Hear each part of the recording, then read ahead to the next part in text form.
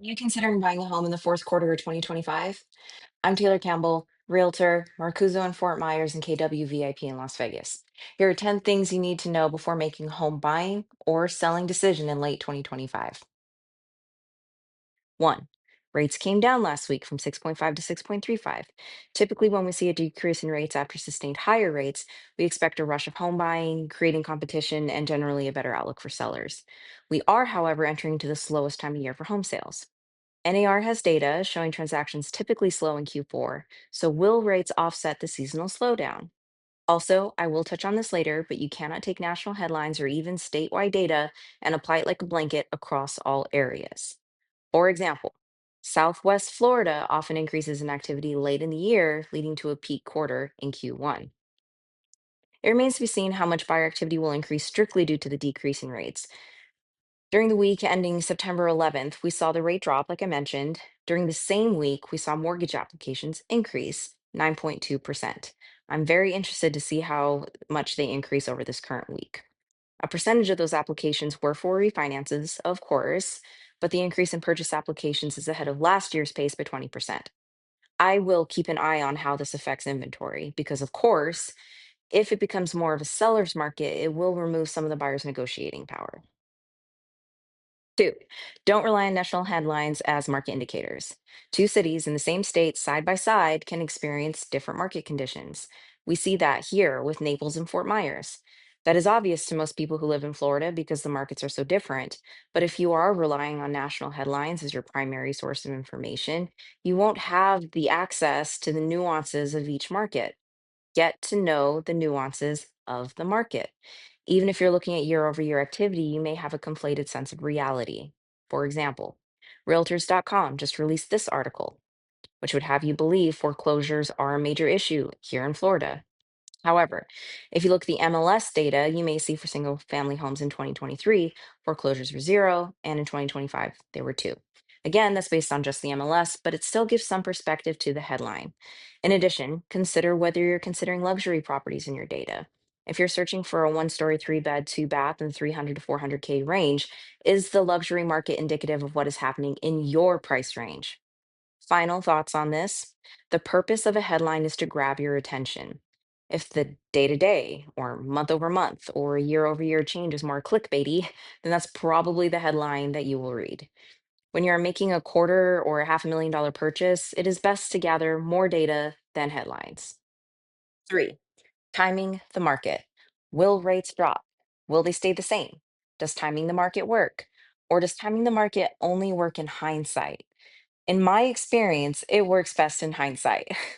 I was a realtor in Las Vegas during COVID, and people were talking about a major crash coming. What did we see? Stagnation during the lockdown and a major increase in prices following year.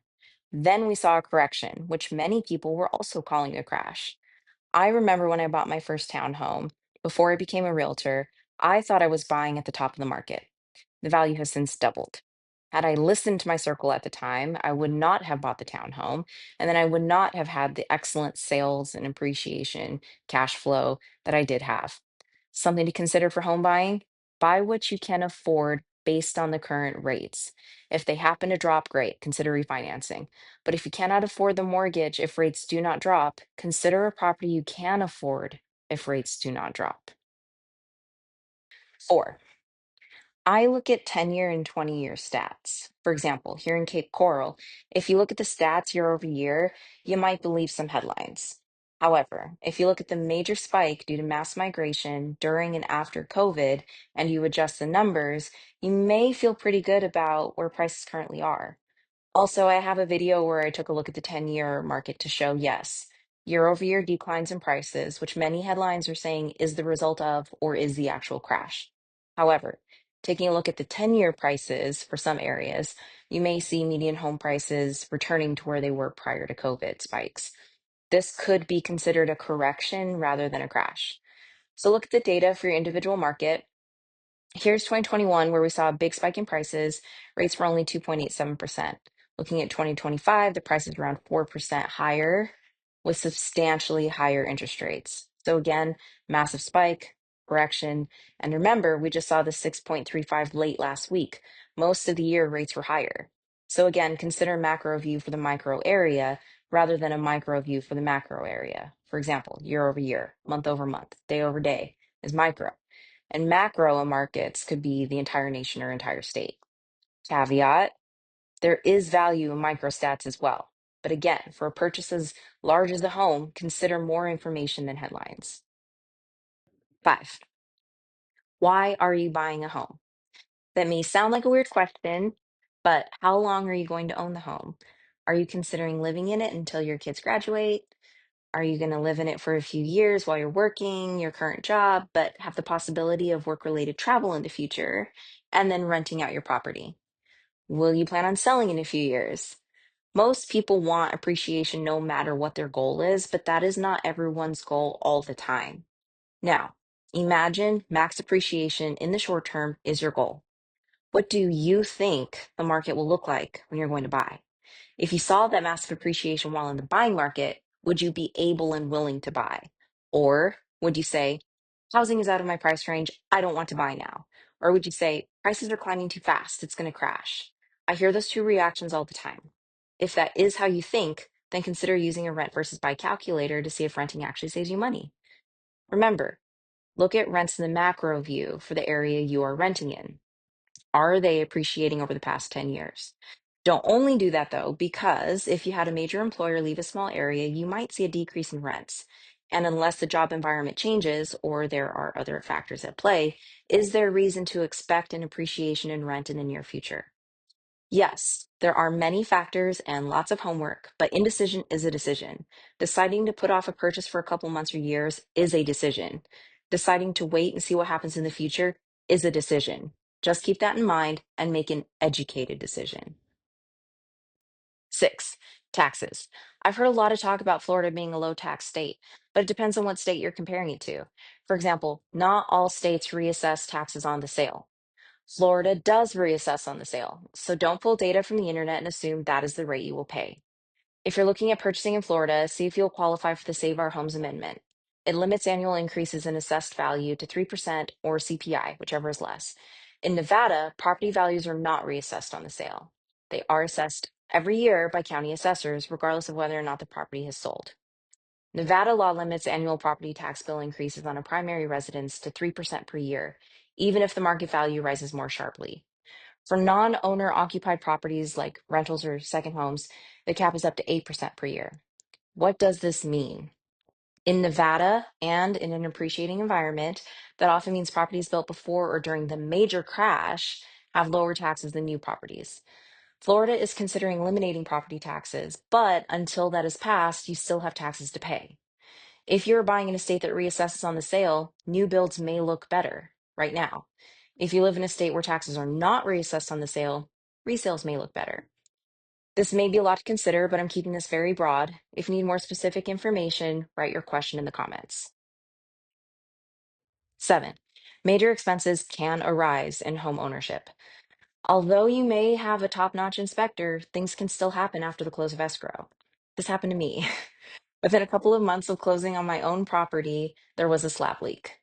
The inspector could not have predicted that. I had good insurance, thankfully, but I had to pay out of pocket for the repair and was reimbursed later. Many insurance companies will increase your rate after a water-related event.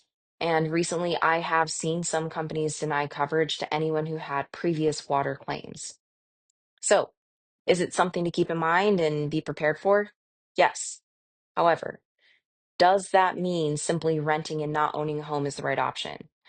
Well, if a landlord is experiencing, let's say, an increase in overhead, they may have to increase rent on the next lease.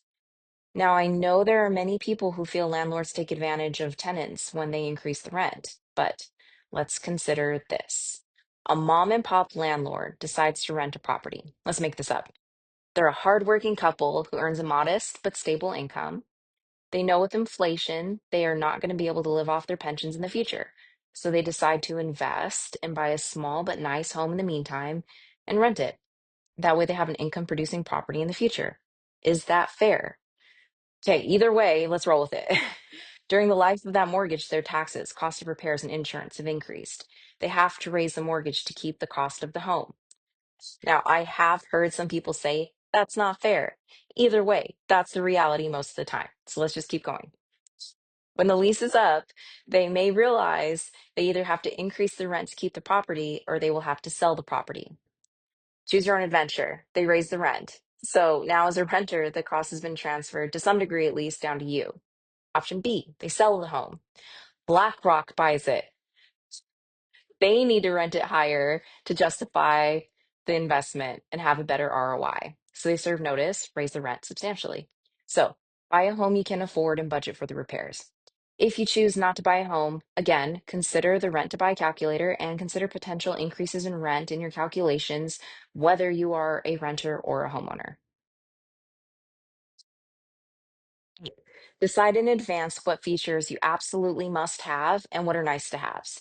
Again, this may come down to how long you plan to live in the home and if there's a chance you may rent it in the future. If you plan to live in the home for the rest of your infant's childhood, maybe consider space, fenced in yards, walkability, safety, number of bedrooms, pool, etc., whatever is important to you. If you plan to rent in the future, do future tenants need all of the same things and in what order of priority? For example, it depends on who you are renting to. Maybe your family and pets need a yard to play safely. Maybe your future tenants work downtown and prefer to be able to walk to work, coffee shops, and farmers markets, meaning less suburban and nearer downtown. Price per square foot is often higher downtown than in many suburbs. Is a pool a liability you do not want to take on as a future landlord? Would you like to have a home office, but it's more important that you have a comfortable outdoor space? Consider all the options for the most likely scenarios. And don't forget, buy what you can afford. 9, get pre approved early. I am still shocked at how many people do not talk to lenders in the months leading up to a home purchase. I see people putting off speaking to a lender for different reasons. Some are high enough income with a low DTI, so they expect to have no issues. Some don't want to be bothered or sold to until they decide they're ready to start putting out offers. But credit scores can have a big effect on your rate and therefore your affordability. Talk to a lender and see if there are minor changes you can make that can elevate your score one bracket and make homes more affordable. I will be careful with what I say here, but I know of a high income earner with a low DTI who recently did the same thing. There were issues not disclosed to professionals in that transaction that could prevent some lenders from lending to the client.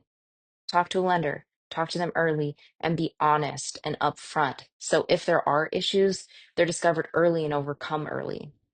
Lying and hiding from the lender can be fraudulent, which we have seen in the news lately, and it can also lead to deals falling through and costs incurred that you will not recoup. In addition, and especially for first-time homebuyers, military, first responders, there are often programs to make home buying easier that you may not be aware of. This could completely change your timeline and potentially save you tens of thousands on a purchase price and paying more of your landlord's mortgage. Other reasons, maybe you're receiving the down payment as a gift. Talk to your lender. There may be steps that you're not aware of. Seasoning the down payment may be an issue. Again, find these things out early. 10, interview realtors. Now, I know some people feel realtors only forward a few emails and aren't worth their weight in salt.